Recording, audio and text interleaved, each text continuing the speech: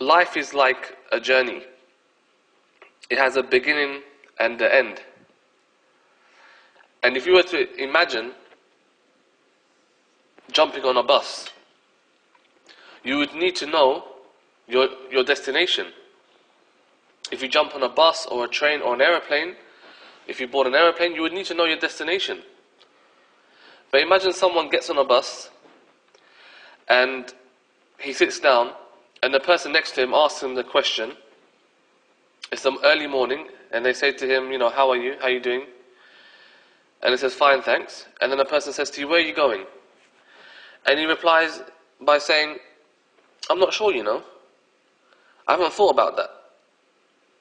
Obviously, the one who would do such a thing would be either crazy or he's a fool.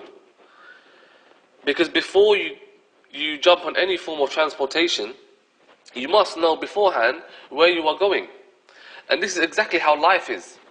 That we are on a journey. And we have a destination, if you like, a final destination. So it's very important for us to know, as human beings, what our final destination is. What is going to happen to us when we die. And in fact, no person can continue with their life until they ask themselves a very simple question, or three simple questions. And that is, what am I doing here? What is my purpose in life? And what is going to happen to me when I die?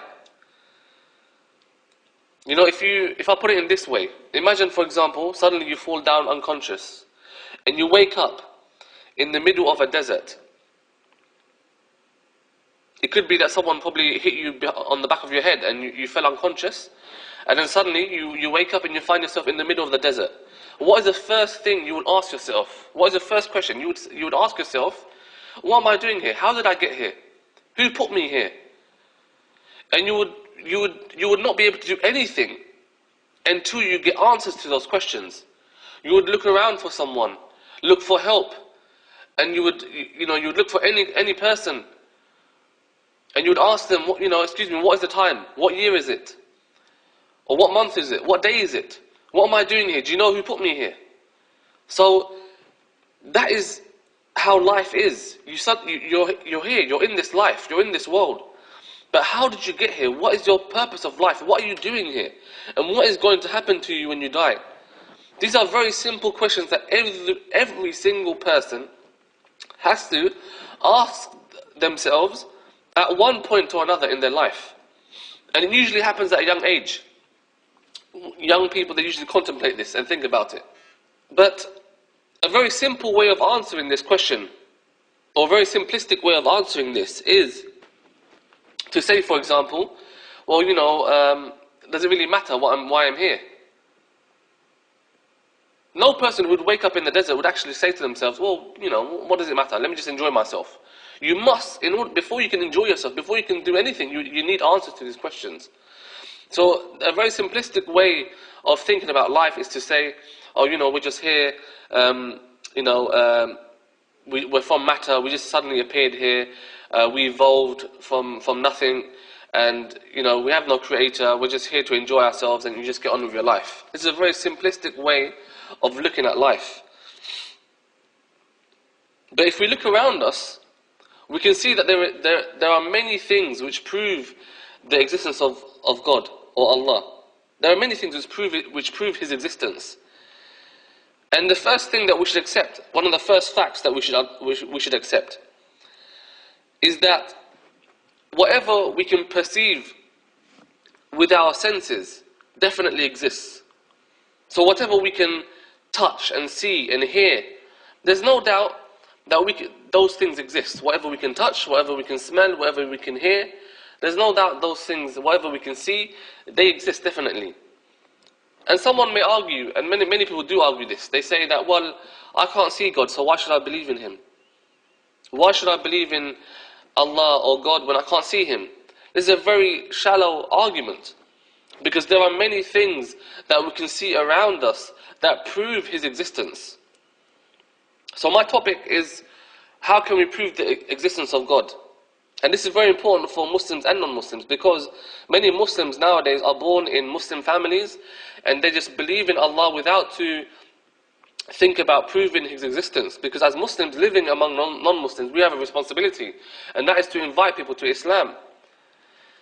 But if we don't understand and if we don't learn about our own religion, then how are we going to do this?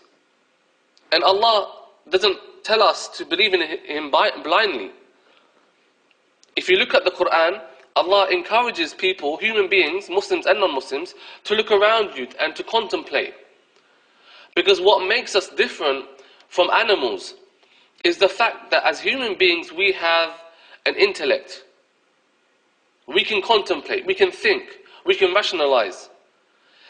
And if a person doesn't use this faculty, then what makes him different from an animal? If a person believes that there's no God, and he's only here in this life to eat and to drink and to sleep, then what makes him different from an animal? Because that is exactly what an animal does. If you look at what an animal actually does in their lifetime, they eat, they sleep, they defecate, they urinate, and that is the life of an animal. And if a person is not going to use that faculty, the intellect that God has given him, or that ability that he has, and he's just going to eat and drink and go to the toilet and sleep, and that's all he does in his life, then what makes him different from an animal? So I want to deal with this issue of people saying that people claim that they don't believe in God because they cannot see Him. This is a very, very shallow and narrow-minded argument.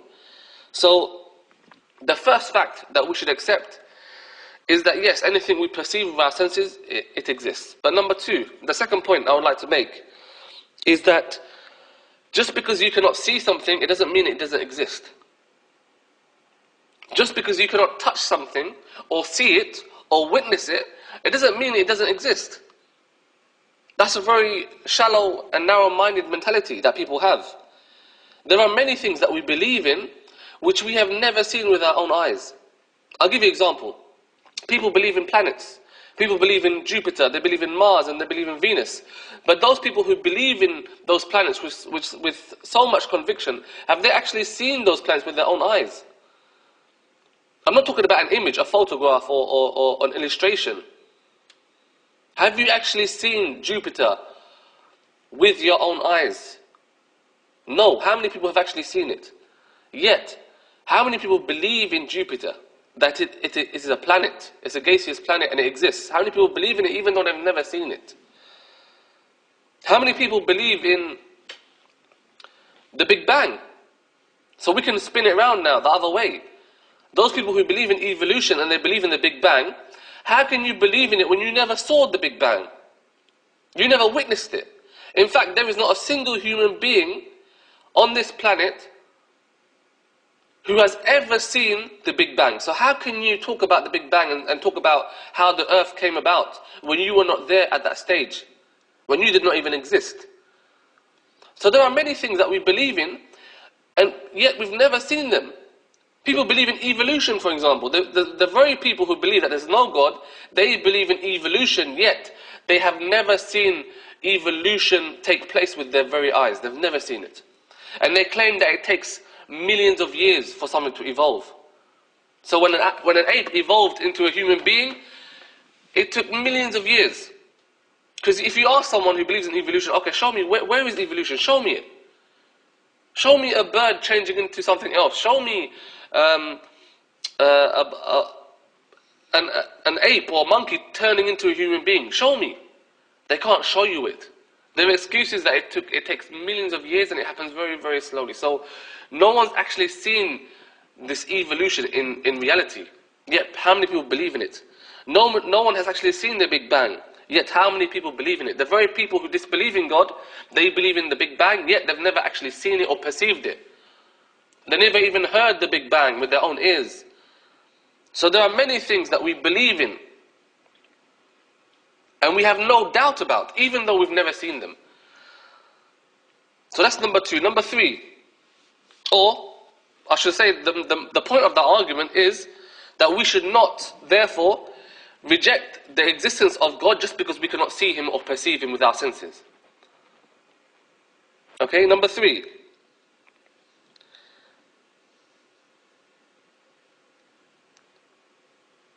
Number three is a very simple thing that we need to understand. Number three is that as human beings, our imagination or our mind or our intellect is very restricted. And we cannot perceive anything beyond reality. In other words, let me give you an example. It is not possible for us as human beings to imagine paradise and hell. Or in Arabic we say Jannah and Jahannam. As human beings we cannot imagine paradise and hell. Or life after death. Because these things are beyond our reality. And therefore the only way we have come to learn about these ideas of paradise and hell and an afterlife and a day of judgment, the only way we have come to learn about these things is through divine revelation. By God sending messengers and prophets to communicate this to us. So if these things were not communicated to us, we would not be able to imagine them. That is my point. How could a human being come up with the idea of paradise and hell when paradise and hell are not within our reality? Therefore, the fact that people believe in paradise and hell, or heaven and hell, is proof that these ideas came from a divine source. Let me give you an example to help understand this. If I said to you, there's a new car out. A new car has been made, it's called, it's called Satsuma. Hopefully there isn't a car called Satsuma, but imagine there is. If I said to you, imagine there's a car called Satsuma, and I want you to imagine it. How would you imagine it? The way you would imagine it would be by picturing something made from metal, which has 4 wheels, rubber tires, seats, a steering wheel, an engine. Because you've got previous information about a car. You've seen a car before, you've heard about it. You've probably even driven a car before as well. But if you've never seen a car in your life, you've never heard about it, how could you imagine what a car is like? Do you get my point? How can you imagine what a car is like, what a car looks like, if you've never seen a car in your life?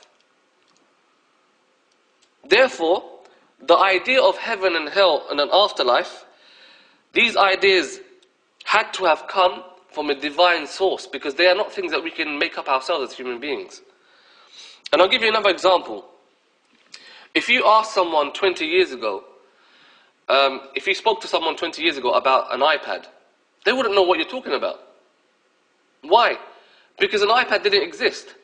If something doesn't exist, it's impossible for you to imagine it, or to talk about it, and to have discussions about it. And that in itself is proof that Allah exists, that God exists. You may not want to use the word God. Non-Muslims may not want to use the word God. Even the word God, we can put that aside. What we have to accept is that there is a creator. If you want to call it God, or call him God, or whatever you want, for the time being, we have to accept that there is a creator. Because some people will say, okay, well, how do I know there's a God? Okay, let's leave that for the time being. But you cannot deny that there is a creator because you cannot see him. It's a very shallow argument. So going back to that example, if you spoke to someone about an iPad 20 years ago, they wouldn't know what you're talking about, because it didn't exist. So the fact that people talk about God is proof that he exists. Because if he didn't exist, no one would ever talk about him. Number 4, another proof is that as human beings, we can only comprehend something if it's restricted by time and place. Okay, we can only comprehend something if it's restricted by time and place. And if something is not restricted by time and place, we cannot imagine it. I'll give you an example. If I said to you, Britain entered into a war with Russia, but it was not in the UK, what would you think? If I said to you, Britain has entered into a war with Russia, but it's not in the UK, it's not in the United Kingdom, what would you automatically think? You would think to yourself, okay, maybe it's in Russia. But if I said to you, no, it's not in Russia. Okay, so where is it? And I said to you, well, it's not on the land. Okay, so it must be in the sea. No, it's not in the sea and it's not in the air. Okay, so where is this war? How are they fighting without, to be in a place? So our imagination as human beings is restricted. We cannot imagine anything unless it is restricted by place. Secondly, by time as well. If I said to you, okay, this war happened, it didn't happen last year, or any other year before that, and it's not happening now. Well, when did it happen then? So as humans, we cannot comprehend even something like this, a single battle between Britain and Russia. We could not imagine it unless it was restricted by place and time. I'll give you another example. If you meet someone and you ask them, imagine it's your first day at school and you ask someone, okay, where are you from? And he says, well, have a guess. Okay, are you from North America? No. You're close. Okay, are you from South America? No, you're getting a bit close. Okay, are you from Europe? No. Are you from Africa? No. Are you from Antarctica? No. Okay, are you from Asia? No. Are you from Australia? No. So where are you from? If it's not restricted by a place, you can't comprehend it. This person is not from any continent in the world, so where is he from? And it's not an alien, you can see he's a human being. So where is he from? So if something is not restricted by time and place, we cannot imagine it. Therefore, my point is that as human beings, we are the ones who are limited in our understanding of things. We are the ones who are weak and we don't have the capacity to do certain things. So how can someone claim or say that I'm not going to believe in God because I cannot see Him, when by nature, the way we are as human beings, we are the ones who are limited in the way we can understand things.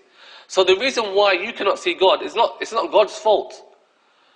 Perhaps it's to do with your limitation as a human being, that you cannot comprehend certain things and you cannot see certain things, and you cannot comprehend something unless it's restricted by time and place. So don't say, I can't believe in God because I can't see Him. That's a very, very weak argument. Number 5.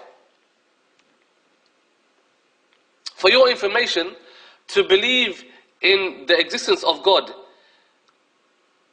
or a creator is part of human nature. It is part of our natural disposition as human beings. And a non-Muslim may not be able to understand this, but as Muslims we believe this. And the reason why we believe this is because it is mentioned in the Qur'an. And obviously that's a different argument altogether. Someone may say, okay, so how do you know the Qur'an is the word of God? We can prove that. We can prove that decisively, that the Qur'an is the book of God. It is the book of Allah. It is the final testament, if you like. But in the Qur'an, Allah says in Surah number 7, verse 172. That is Surah Al-A'raf, verse 172. Allah says in that verse, وَإِذْ أَخَذَ رَبُّكَ مِنْ بَنِي آدَمَ مِنْ ظُهُورِهِمْ ذُرِّيَّتَهُمْ وَأَشْهَدَهُمْ عَلَىٰ أَنفُسِهِمْ أَلَسْتُ بِرَبِّكُمْ قَالُوا بَلَىٰ شَهِدْنَا أَن تَقُولُوا يَوْمَ الْقِيَامَةِ إِنَّا كُنَّا عَنْ هَٰذَا غَافِلِينَ. And do you remember when your Lord brought forth from the children of Adam, from their loins, their seed? And He made them testify to themselves, am I not your Lord? So in this verse, Allah is telling us about a reality, something that existed in the past. Allah is telling us that, do you remember? He's reminding us that before we were born, Allah created the whole of mankind. And He made us stand up in one place. Every human being that has ever existed, Allah created them all. And He put them in one place. And He asked them, am I not your Lord? And we all testified, yes, indeed, you are our Lord. And then Allah took away our life, and then we were born slowly into this world. So before we came into existence in this world, we had another life before this. When God created us, and He said to us, am I not your Lord? He made us testify so that on the day of judgment, we have no excuse to disbelieve in Him. We have no excuse because He made us testify before we came to this life. Before we were born, we testified that God, Allah is our creator. So as Muslims, we believe that to believe in the existence of God is part of human nature. It is within us, it is ingrained within us. And that is why we say as Muslims that a lot of the laws that we have, the Sharia laws, they agree with the natural disposition. I'll give you an example. In Islam, gambling is forbidden. And as many even non-Muslims, they accept that gambling is evil and it's bad. Many non-Muslims accept that. And they see it as something that is destructive. That when a person has nothing to live for, or when he's lost in life, he goes to the betting shop and he gambles. And many families are destroyed by gambling. Because the man who, if he's a husband and he becomes addicted to gambling, then he'll start using all of the family's savings, whatever income he has, whatever wealth he has, whatever property he has, he will sell it, and in order to feed his addiction to gambling. And if he doesn't have any money, he'll go out and steal and rob and commit crime to feed that addiction. And gambling in Islam is forbidden. If you look at alcohol, alcohol is forbidden as well. Even though non-Muslims drink alcohol, and unfortunately some Muslims do as well, and that is a sin, they have to admit that alcohol is bad for you. And that is why, even in the UK, there is a limit, there are like recommended guidelines. In fact, it is illegal to drink and drive. If you've drunk a certain amount of alcohol, if you've got a certain amount of alcohol in your blood, and you're stopped, they'll arrest you. So even though non-Muslims drink alcohol, they know that it's bad for you. And alcohol abuse has been linked to so many things. It costs the NHS millions, probably even close to £1 billion, I believe, of pounds every year, just on alcohol abuse. How much it costs the government? Millions of pounds it costs the government to deal with the issue of alcohol abuse.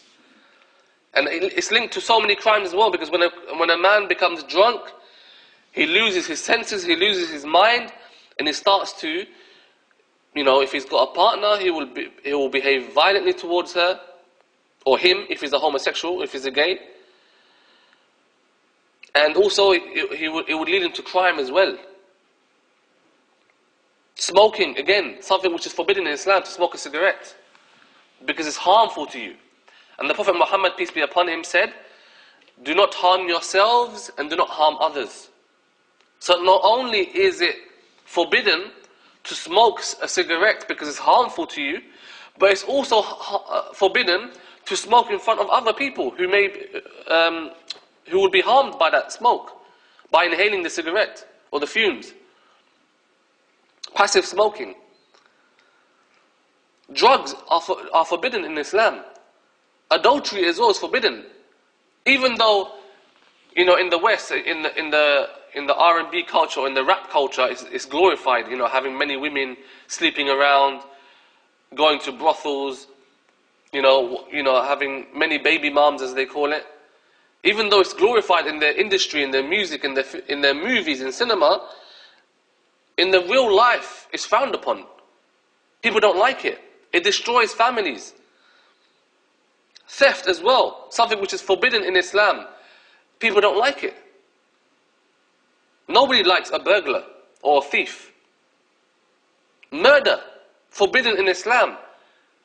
And everyone knows, everyone, Muslim or otherwise, will know that murder is something evil and bad. Interest is forbidden in Islam. And even though many people indulge in interest, people feel that oppression. There's interest in when you're overdrawn, they'll charge you interest and they'll charge you a huge fee as well. When you want a loan, when you want to take a loan, their interest is extortionate. Credit cards, mortgages, you can't buy a home without interest. So people are forced to pay interest by the system. Whereas in Islam, interest is forbidden. And people are under an Islamic state which doesn't exist today, people will be given free homes. Because that is a necessity. Every human being has the right to shelter, has the right to food, clothes and shelter and energy. All these things are provided by the Islamic state for free. So if we look at every law in Islam, every law agrees with our natural disposition. It agrees with our human nature. Now a person may think, well, hold a minute. Well, actually I think some things are barbaric. And if that is how a person feels, the answer to that, my reply would be, well, perhaps your mind has been polluted. Your mind has been corrupted by the media and by the education system or by your friends. Because a pure, rational mind would accept that the Sharia, the law of God, is perfect for human beings and there are no flaws in Islamic law. Number 6. The fact that there are other living beings around us proves that God exists. The fact that we can see plants and animals, ducks, sheep, lamb, horses, cows, the fact that dogs, cats, the fact that we can see other living things all around us, those living beings prove that there is an existence, that God exists, or that there is a creator. Because those beautifully designed creatures could not have existed by chance. They could not come about by chance. And in fact, I always like to give this example. When people first discovered pyramids and they saw pyramids, what is the first thing they thought? In fact, as a tourist, when people travel to Egypt and they look at those pyramids, what do they think about? They think about, wow, what a great civilization. How advanced were these people to have been able to create such a huge monument, a pyramid, without any technology, without any electrical devices or trucks or machinery. They were able to build pyramids. How were they able to do this? That is the first thing someone with a rational brain thinks when he sees a pyramid. No one ever thinks, oh yeah, that could have just happened by chance. Those rocks could have just come on top of each other. Or even, if you look at in the UK, you have Stonehenge. I'll give you, if you picture the Stonehenge, picture 3 rocks, 3 large rocks, 2 standing vertically and 1 horizontally, lying on top of them.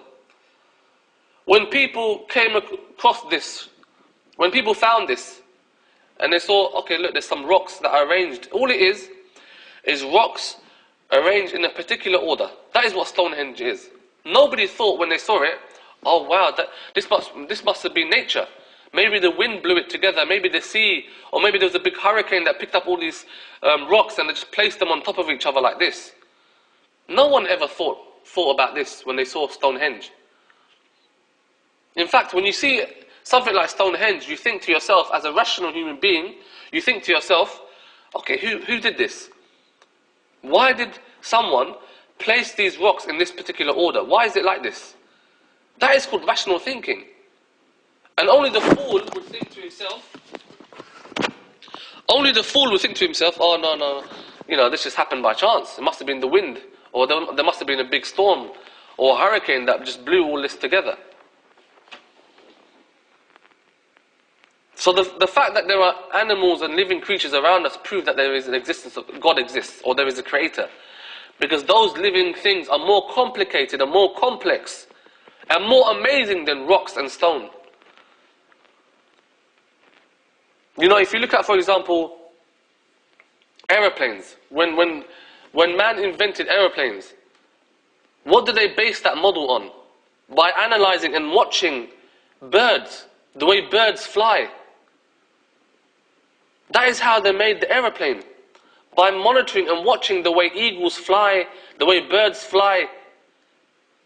And then they developed planes.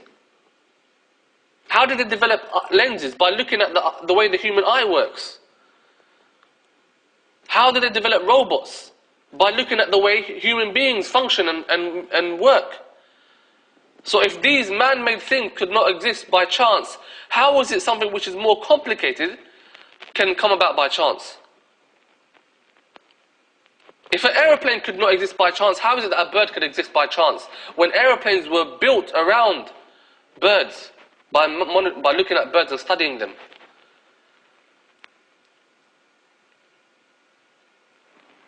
So that is something to think about. And my final point, number 7, is that if we look around us, everything that is created, everything that is made, and look around yourself now, look around you. Is there anything around you that hasn't been made? Just look around you now. Is there anything around you that hasn't been made? The computers, the tables, the walls, the buildings, the printers, the paper, the books, the floor, the carpet, the chair that you're sitting on. Is there anything around you which hasn't been made? There's not a single thing that hasn't been made around you. If you look at it, everything has been created. Everything around you, even your phone, your pen, everything around you has been made. And what do things that have been made have in common? The things they have in common is that they are limited, they are weak, and they are needy. That is what they all have in common. And guess what? As human beings, we are limited, we are weak, and we are needy. And that is proof that we have a creator. So there's no doubt that as human beings, we have a creator. We have been created. And we are more advanced and complicated than any non-living thing. And if those non-living things around us could not have existed by chance, then how could we come about by chance when we are far more complicated and more advanced?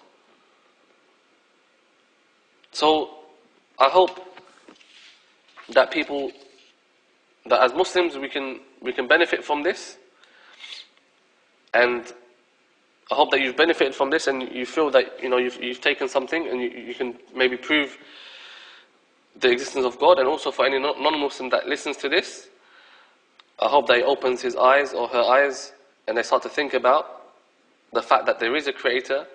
And the next thing is for us to think about is, if there is a creator, and I believe there is, with proof, we've been able to prove it. It's not faith, it's something that we believe in with certainty. Then the next thing is to think about is, what is our purpose in life? Why did this creator create us? What are we doing in this life? Why did he make us? There must be a purpose, because there is nothing that has been made without a purpose. A computer was made with a purpose. Cars were made with a purpose. Pens were made with a purpose. Table has a purpose. A chair has a purpose. Everything that is made, even your shoes, your jacket, your clothes, your mobile phone, everything that is made has a purpose. And you have been created as well. So what is your purpose? That is another thing to think about. And I'll leave that for a separate topic. Jazakallah khairan for listening. Assalamu alaikum wa rahmatullah.